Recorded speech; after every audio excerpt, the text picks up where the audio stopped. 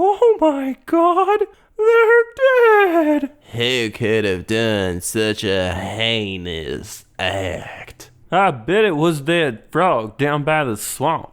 I don't like that frog. He's got them shifty eyes. It was that convict Ironjaw, that rapscallion.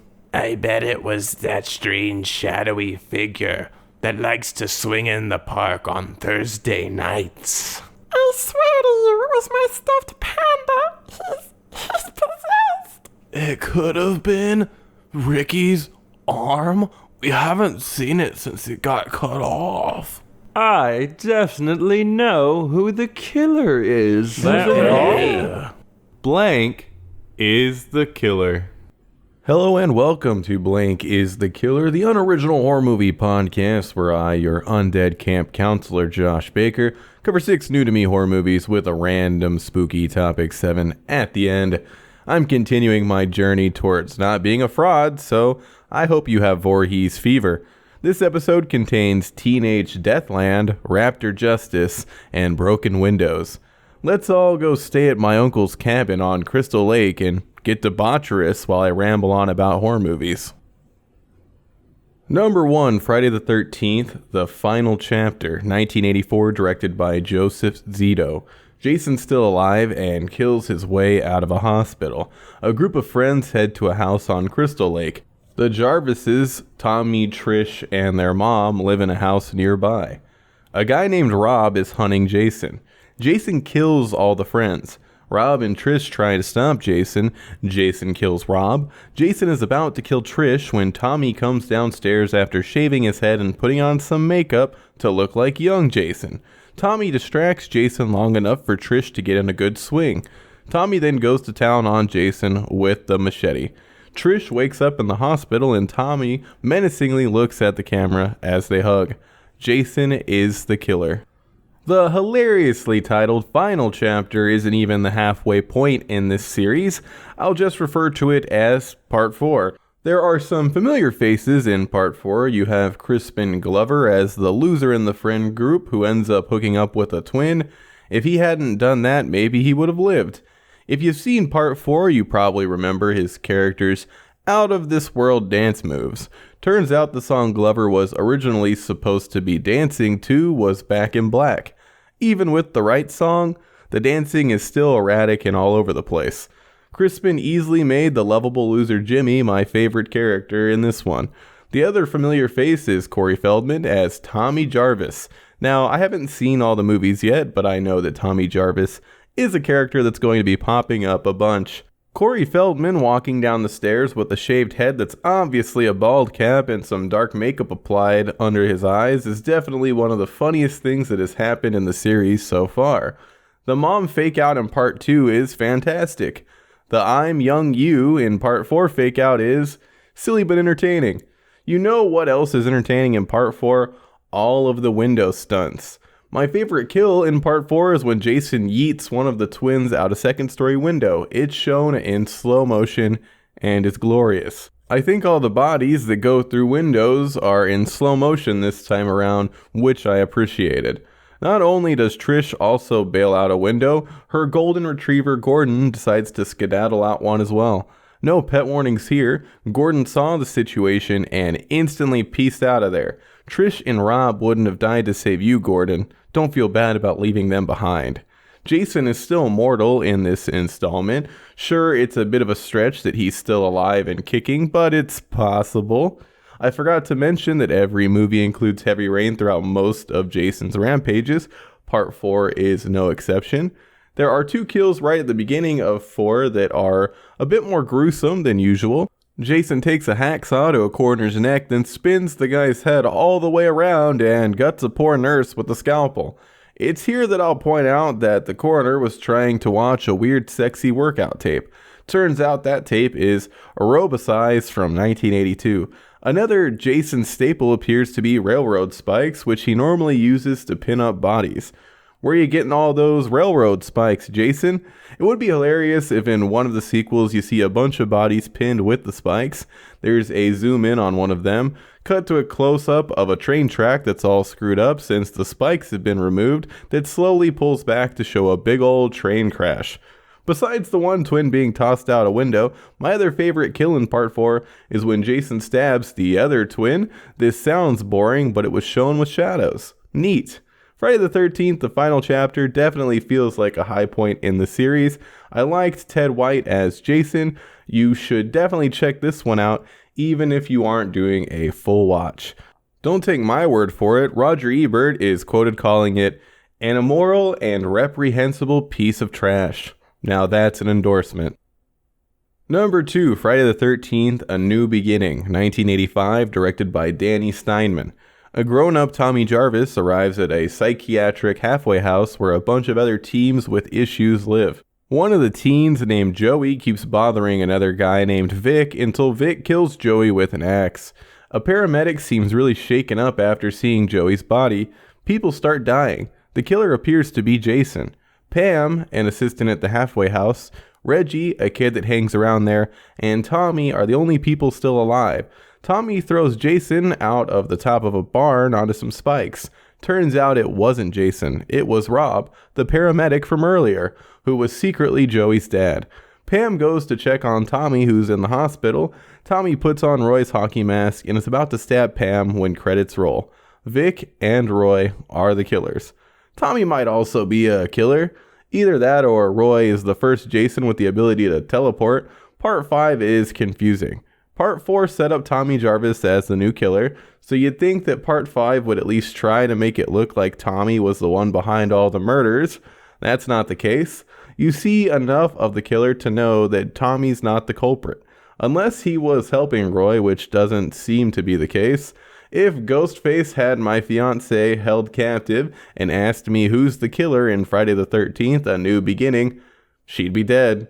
I'm assuming this is the only movie besides the original where Jason doesn't kill anybody. That's not inherently a bad thing.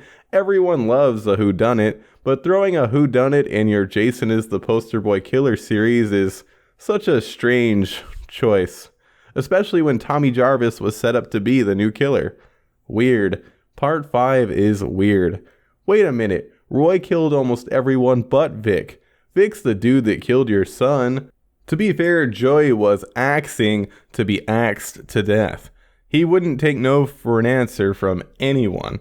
Holy smokes, I know who the killer is going to be in the next movie. It's titled Jason Lives, but that's to trick people. The killer in the next movie is Joey, who was somehow still alive and saw Tommy Jarvis kill his dad. From now on, the Friday the 13th movies are going to feature a chubby, candy-loving killer. I hope. Candy warning. Vic chops a candy bar that Joey gives him in half. That poor candy bar. Part 5 has the most disappointing climax so far. Tommy Jarvis is shown through the movie to be a fighting machine badass now. He takes down multiple foes with his amazing hand-to-hand skills. When it comes time for Tommy to take on fake Jason, the demon that's haunted him for so long, instead of opening a can of whoop-ass, Tommy freezes like a chump and takes a machete slash to the chest. Boo! What the hell? The whole movie has built up to this confrontation, and instead of Tommy promptly knocking fake Jason on his ass with a flurry of blows, Tommy just stands there like a deer in headlights. The new saying should be standing still like Tommy Jarvis in front of a machete-wielding maniac. Have you ever put a ton of love into a delicious sandwich only for it to take a tumble off a plate and explode on the ground before you could even sink your teeth into it once?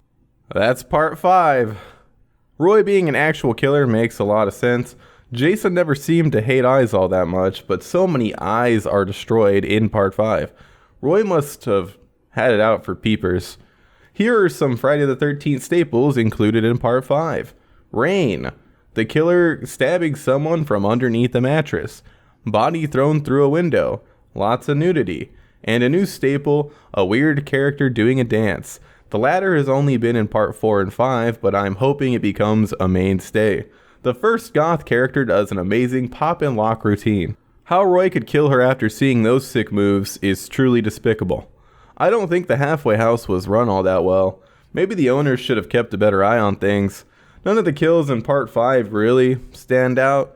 Friday the 13th, A New Beginning isn't. It's more of the same with a pointless switcheroo. A Nightmare on Elm Street 3, Dream Warriors is by far the better people in a psychiatric place are terrorized by a killer movie. Number 3, Friday the 13th, Part 6, Jason Lives, 1986, directed by Tom McLoughlin. Tommy Jarvis, who is not the new Jason, goes to Jason's grave to make sure he's dead. Tommy plants a metal rod in Jason's chest, which is struck by lightning. Jason is resurrected. Tommy tries to warn the police, but they don't believe him. Jason starts killing people. With the help of the sheriff's daughter, Megan, Tommy is able to stop Jason by trapping him back in Crystal Lake.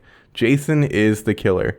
Jason's back, and for the first time, he's supernatural. Unkillable Revenant Jason is by far my favorite. I had seen a lot of people ranking Jason Lives high up on their Friday the 13th tier lists, and it obviously belongs near the top. Jason Lives is the first self-aware installment in the series. So far, it is without a doubt the most fun. If you have a friend that's never seen a Friday the 13th movie and wants to get down but wants to start with the movie where Jason is killing up a storm in a hockey mask as an almost unstoppable juggernaut, this is the movie you show them. Jason Lives. Tommy Jarvis becoming the new Jason at the end, A New Beginning. Ha, fat chance. Sorry, Charlie. Tommy still being obsessed with Jason enough to accidentally revive the masked maniac? Hell yeah. Could you pin all the death on Tommy? It is his fault Jason is back. Tommy Boy couldn't leave well enough alone. Why was Jason even nicely buried in a cemetery with a headstone and all? Maybe I don't know much about unclaimed corpses of mass murderers, but I assume Jason would just be cremated. Sequels. Yeah, I know the real answer. Jason Lives is the feel-good movie I went into the series hoping to see. Jason's killing people in different situations left and right.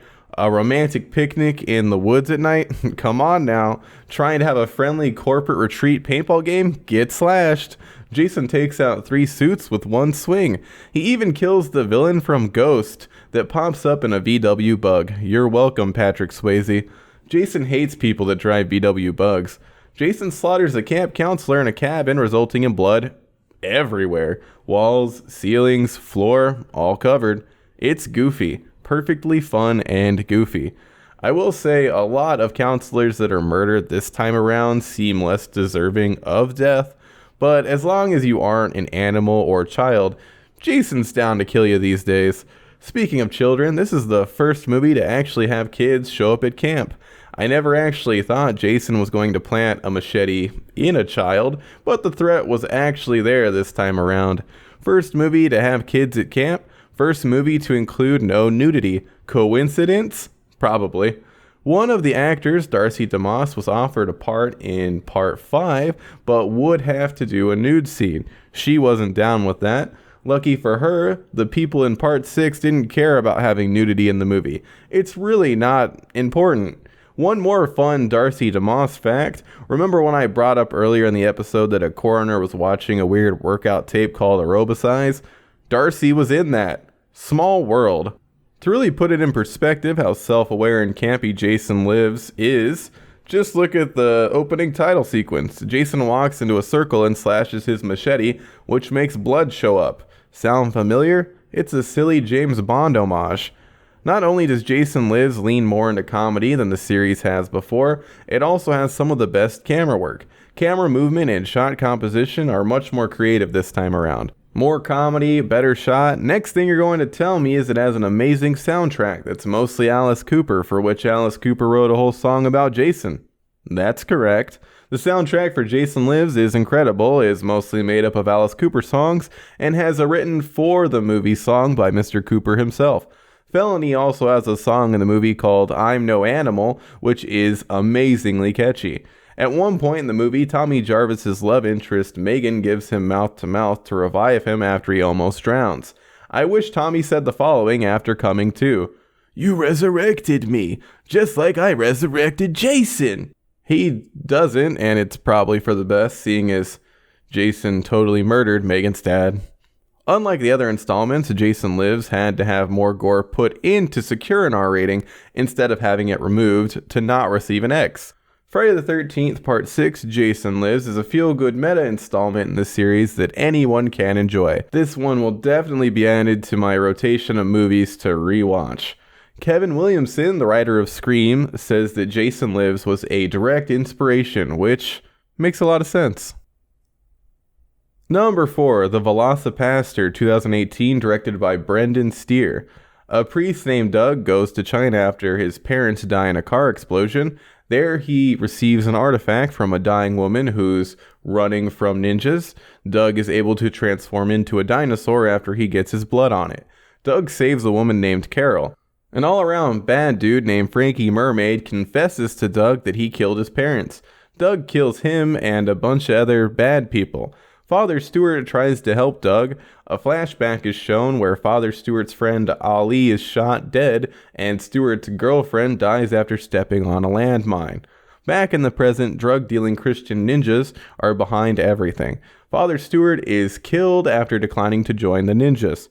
Doug and Carol fight the ninjas. Carol is wounded. Doug kills the leader of the ninjas, and Carol recovers. Doug, ninjas, Frankie Mermaid, and the war are the killers. Doug and Carol decide to clean up the streets. They target bad people like drug dealers, pimps, and murderers. There's a montage where Doug kills a bunch of people. I'm assuming that at least one of the people killed only dealt drugs. Dealing drugs is not a crime punishable by death. It probably shouldn't even be a crime. Thanks, Ronnie Reagan. VelociPastor is in the self-aware B-movie genre. This is one of the hardest types of movies to pull off. Black Dynamite and Kung Pao are movies that work and are hilarious. VelociPastor didn't succeed. That's not to say that there weren't funny moments in VP. I thought it was humorous when instead of showing a car exploding and killing Doug's parents, all that's shown is him reacting to a shot with text that reads VFX explosion missing over it. Here is a short list of other things that worked for me in VelociPastor. Father Stewart being old in the war and covered in blood by a hilariously done landmine effect that kills his girlfriend who randomly pops up. Ninjas mourning Carol when they think one of them killed her. Doug's brother, who is revealed at the end of the movie, being shown in shots that we saw earlier in the movie where their parents only talk about how they love Doug. That's about it. Some of the stuff with the worst dinosaur costume in the history of cinema is kind of funny too, I guess. I'm sure the suit was made awful on purpose. Doug in dinosaur form is this hunchback T-Rex looking abomination. Normally in these types of bad on purpose B movies in the horror genre, there is loads of hilarious practical gore. The only gore that really worked for me is what must have been a trash can full of fake blood that was thrown on Father Stewart to show his girlfriend exploded. That is by far the best bit in the entire movie. The biggest issue with VelociPastor is the generic boring dialogue. All of it is cliche.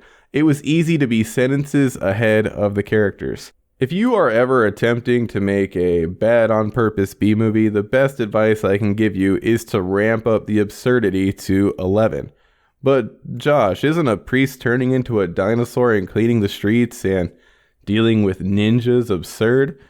By definition, that is absurd, but it somehow ends up being cliche and boring. The performances are nowhere near strong enough for this kind of movie. Gregory James played Doug and is really the only person giving VelociPastor the right amount of ham. Jesse Turrets also comes close to what's needed as Doug's brother Sam. Now that I think about it, Fernando Pacheco de Castro brought the correct energy as Frankie Mermaid. Everyone needed to bring that intensity. Alyssa Kempinski played Carol, who's one of the main characters throughout the entire movie, and she had almost no on-screen presence. Aurelio Voltaire played an occultist named Altair, and also gave a flat performance. Daniel Steere played Father Stewart. He's incredibly awkward in the movie, which actually ended up working. I'm not sure how he's related to the writer-director Brendan Steere, but I'm glad that Dan was cast, since he gives an authentic so bad it's good performance. VelociPastor is a short movie with a runtime of 75 minutes. To make it to that runtime, a lot of scenes were drawn out. Constant repetition doesn't make something funny on its own. What's being repeated to an absurd extent has to be at least semi-humorous on its own for it to be funny when done for a comically extended amount of time. There's a sequence where Doug and Father Stewart talk while close-ups of their heads are superimposed over the sides of the shot and bathed in bright lights, which gave me great Giallo vibes. There are various parts in the movie where split screen is used. Split screen looks like terrible garbage 99.9% of the time it's in a movie. Its use is terrible in VelociPastor. Don't ask me for good uses of split screen in films since it's so rarely used in a unique and transformative way that nothing is coming to mind at the moment. I'm assuming Wes Anderson used it correctly to fit his quirky style in the past.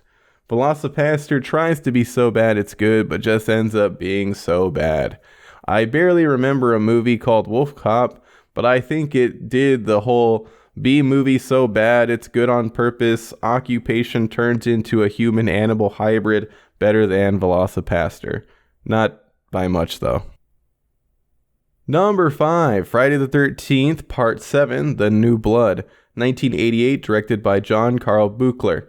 A young girl named Tina uses telekinetic powers she didn't know she had, which results in the death of her father, whose body ends up in Crystal Lake. Years later, Tina goes to the lake and tries to resurrect her father with her powers. She ends up resurrecting Jason, who's also in the lake. A bunch of young people are at a house nearby for a surprise party weekend. Jason kills a bunch of people until Tina is able to use her telekinesis to kill him and put him back in his watery grave at the bottom of Crystal Lake. Jason and Dr. Cruz are the killers. Who's Dr. Cruz? He's this jerk bag that was allegedly trying to help Tina, but really only riling her up to try and bring out her powers. Towards the end of the movie, Dr. Cruz uses Tina's mom as a human shield against Jason, which directly results in her dying. If you hold someone in place so that someone else can bury a machete in them, you're just as much to blame as the machete wielder for the death in my book. I went back and forth whether or not I'd put Tina on the list. She did say she wanted her dad to die before using her telekinesis to kill him, but she was a child who never thought her dad would actually be killed by telekinesis. Laura Park Lincoln is great as telekinetic Tina. Why there is even a girl with telekinetic powers in Friday the 13th is baffling. I'm assuming some exec was like, You gotta put in one of those people that can control stuff with their minds. You know, like the X-Mans, Psychos or whatever. Jason versus a Psycho. Brawn versus Brains. Turns out Daryl Haney, the screenwriter, just thought having a girl with telekinetic powers would be neat. It's a really silly gimmick, but the final girl having telekinesis is entertaining. How else are you going to have the most ridiculous climax of all time where the final girl uses her mind to resurrect her dad that doesn't look like he's decomposed more than a week, who springs out of Crystal Lake to bear hug Jason back to their watery graves? That ending alone makes Part 7's journey worth it. Part 7 has a very similar opening to another slasher called Bloodhook. A kid goes out on a boat and their father dies on the dock. I think that's how Bloodhook started. Part 7 is the first movie in the series where the score is noticeably bad. It's also the first movie where the score wasn't mainly done by Harry Manfredini. Before starting my watch of all these movies, I knew that Kane Hodder is a dude that played Jason multiple times. What I didn't know was the fact that he doesn't even take up the hockey mask until the 7th movie. He's solid as the masked maniac. Turns out C.J. Graham from Part 6 was set to reprise the role, but the Part 7 director insisted on Hodder since he was willing to eat maggots for a movie they worked on together called Prison. When it comes to the kills, Part 7 is the worst of the series so far. There are barely any kills on camera, and what is shown isn't all that exciting, besides the sleeping bag tree slam. When the most creative, gory kill in your 7th installment is Jason planting one of those cheap little plastic party horns into a character's eye socket, that's a problem. It looks like the MPAA is the main reason why the kills are so bad in Part 7, seeing as a lot of stuff had to be cut to avoid an X rating. Bunch of dumb oldsters shouldn't be in charge of movie ratings. Someone should make a fan short called Jason Kills the MPAA. Given the pattern of them meddling with the series, I'll probably bring them up again soon. Part 7 includes a lot of series staples like window destruction. It brings back nudity. One staple not present in Part 7 is rain. It's a dry one. No rain, barely any blood thanks to the MPAA. Jason was lit on fire though, which at least at the time set the record for longest uninterrupted on-screen controlled burn in Hollywood history, according to the very reputable IMDb trivia. Friday the 13th Part 7, The New Blood, isn't going down as a favorite, but it's still an enjoyable time. Oh, and the feral kid from The Road Warrior makes a cameo. Well, not really, but one of the girls looks exactly like the feral kid from The Road Warrior. You'll know the one. Number 6, Friday the 13th, Part 8, Jason Takes Manhattan, 1989, directed by Rob Hedden. A couple are sailing on Crystal Lake.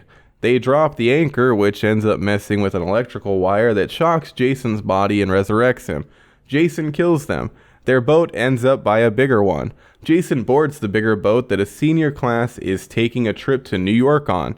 On the boat is Rennie, a girl who's afraid of water, her terrible uncle, her favorite English teacher, a boy she likes named Sean, her border collie Toby, and the rest of her senior class. Jason starts killing. A kid named Wayne loses his glasses. Blurred vision Wayne shoots and kills a random crew member thinking he was the killer before being taken out by Jason. Rennie, Sean, Toby, Bad Uncle, English teacher, and a boxer named Julius abandon ship and row a lifeboat to New York. Jason follows them to land and continues killing. Rennie and the others get in a police car. Rennie runs over Jason, then crashes the car after seeing a hallucination of young Jason. English teacher doesn't exit the vehicle before it's engulfed in flames. Rennie realizes her terrible uncle pushed her into Crystal Lake as a kid, which is why she's terrified of water and keeps seeing young Jason everywhere since he allegedly grabbed her. Jason kills Julius and Bad Uncle. Rennie and Sean end up in the sewers with Jason in tow. The couple climbs up a ladder just in time to avoid a toxic waste flood that kills Jason after turning him into a kid again. Rennie and Sean make it out of the sewers and regroup with Toby. Jason, Wayne, and Fire are the killers. What was the big boat's name? The Lazarus. Get it? Jason was resurrected again. That ship went down, allegedly, and Jason isn't shown killing anywhere near everyone, so I guess a bunch of kids drowned. Jason Takes Manhattan, aka Jason Can't Hack It in Manhattan. As soon as Jason makes it to Manhattan, things go downhill for him. Sure, he kills a few people, but ends up reduced to a dead kid within an hour of stepping foot on land. Not everyone's cut out for the big city life, Jason. Don't be too hard on yourself. The true name of Friday the 13th, Part 8, Jason Takes Manhattan, is Friday the 13th, Part 8, Death Cruise, or Jason at Sea, or Open Water. Why? Jason doesn't spend much time in Manhattan at all. Jason is only in Manhattan for a third of the movie. Even when he finally makes it to the Big Apple, a majority of the time there is spent in locations that don't scream New York. Docks are all over the place. Sewers are all over. Well, the sewers did seem very New York now that I think about it. Jason wasn't even the only threat the lifeboaters had to deal with in New York. As soon as they arrived, they were mugged at gunpoint, and Rennie was kidnapped and drugged. More bad stuff would have happened to her if Jason didn't follow her and kill the criminals. It was definitely a bit racist that the criminals were the only Latinos in the movie. There has been better representation in the past, at least, with Vera Sanchez in Part 3, who's the first character to be killed by hockey mask-wearing Jason. The series has been doing a bit better with representation as it's continued. Julius is a great character. He's a nice dude that's willing to put himself on the line for others. He tries to beat Jason's ass. Julius trying to use his boxing to take down Jason is definitely a highlight. It's heroic. Julius doesn't know that Jason can't be killed by something as simple as punches. Julius wails on Jason until he can't wail no more. This leads to one of the best kills in the movie where Jason uppercuts Julius's head off, which then lands in a dumpster. I wonder if this kill was stolen from Killer Clowns from Outer Space, a reference, or just a coincidence, seeing as the little clown in that movie also uppercuts someone's head off into a garbage receptacle. Julius is one of the jock characters. He's introduced with a boxing match where he beats his opponent. Later on, the opponent is in a sauna. He thinks Julius enters the sauna and is super friendly and not a sore loser at all. The jocks in Part 8 don't fall into the normal douchebag jock stereotype, which is interesting. Jason was the one who actually entered the sauna, and instead of giving the loser a few pointers on how he could beat Julius next time, Jason plants an extremely hot rock that was being used to create steam in the poor guy's chest. That is by far one of the worst deaths in the series. Jason, if you are real and want to kill me, don't combine my torso with a hot rock, please. Overall, the kills are much better than the previous installment. Decent amounts of gore are shown and practical. Part 8 is the first movie to completely lean into Jason being able to teleport. Jason has had some iffy movement in the past, but he straight up teleports around the setup dance room on the ship to close in on and strangle one of the students. That's not the only instance of Jason teleporting in the movie, but it is the most blatant teleporting the masked maniac has ever done. Out of all the students, only one of them was a mean garbage person. That character was named Tamara. Tamara tried to get on the killer list by hip-checking Rennie off the side of the cruise liner. I will say that Tamara doesn't get a bad enough death. Her death is off screen, and it's only implied that she was stabbed with a broken mirror shard. The other jerk character, Evil Uncle, is drowned in a barrel filled with gross toxic water and a floating dead rat on top. That was a great comeuppance kill. I've noticed that insufferable characters rarely get the kind of death they've earned in this series. That might be due to some MPAA involvement. I know a ton of gore and on-screen kills have had to be cut for that insufferable organization. I think I've recommended this before, but you should definitely check out a documentary called This Film Is Not Yet Rated to learn more about the MPAA's asshattery. The score this time around is noticeably bad like the last installment. There are parts that sound like they were pulled from an episode of Rugrats.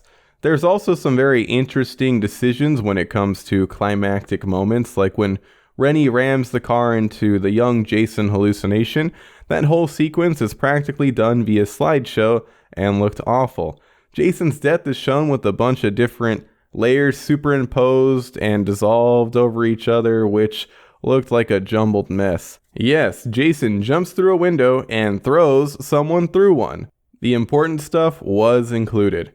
Artistic decisions aside, Friday the 13th Part 8, Jason Takes Manhattan, is a fun movie with a unique location. Sure, that location wasn't actually Manhattan for the most part, but the boat is still a fantastic backdrop for Jason to get his spree on. It was planned to have Jason spend time in big New York department stores, Madison Square Garden, the Brooklyn Bridge, Broadway, and the Statue of Liberty, but budget. At least they got some times in the square. Wait a minute, how'd a boat in a lake end up in the Atlantic Ocean? Number 7, You, 2018 onwards, developed by Greg Berlanti and Sera Gamble. A stalker named Joe tries to make a girl named Beck fall in love with him. He succeeds, then fails, then succeeds and fails again, so the only option he has is to kill her. In Season 2, a similar thing happens with Joe, who's stolen the identity of a man named Will and a girl named Love. You is a weird show. It's kind of like Dexter if Dexter didn't have a code and decided it was totally fine to murder anyone that was causing problems, no matter how arbitrary, for his love interest. Most of the show is shown and narrated from Joe's perspective. The first season has an episode where Beck takes over, but that was a rare exception. A welcome one that I wish happened more, but it only swapped perspective once over these 2 seasons. I decided to watch You after weird Jenna Ortega Twitter stans had their jimmies rustled by a tweet I made about how bad she was in The Babysitter Killer Queen. A tweet that I stand by. Jenna Ortega was bad in that movie. Really bad. When I heard that she was going to be in Scream 5, I was worried. Then I watched You. She's in the 2nd season and she does a much better job in You. I'd say almost all the acting is fantastic in You.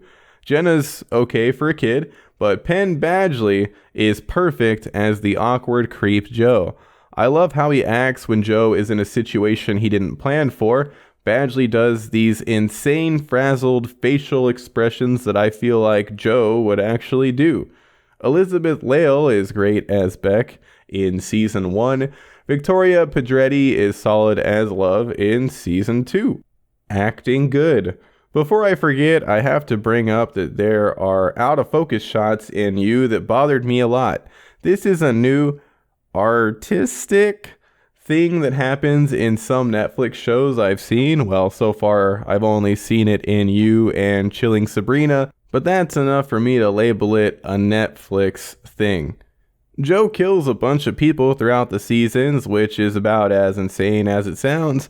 It's mind-boggling that he's able to get away with the amount of obviously shady stuff he does. Put on a hat and you're completely unrecognizable, I guess. Well, it's been some time since I watched the show, and I'm already bored talking about it. Will I check out Season 3? Probably. Should you watch the show yourself? Sure, why not? It's not incredibly memorable, but it's entertaining enough. That's a wrap on Blank is the Killer 83, Teenage Deathland, Raptor Justice, and Broken Windows. I'm having a lot of fun watching the Friday the 13th series. As always, if you dug the episode, leave a rating or review on iTunes. Next episode will be out on November 15th and will be chock full of more Jason. Until then, make sure to sleep on beds that people can't crawl under if you decide to go to camp.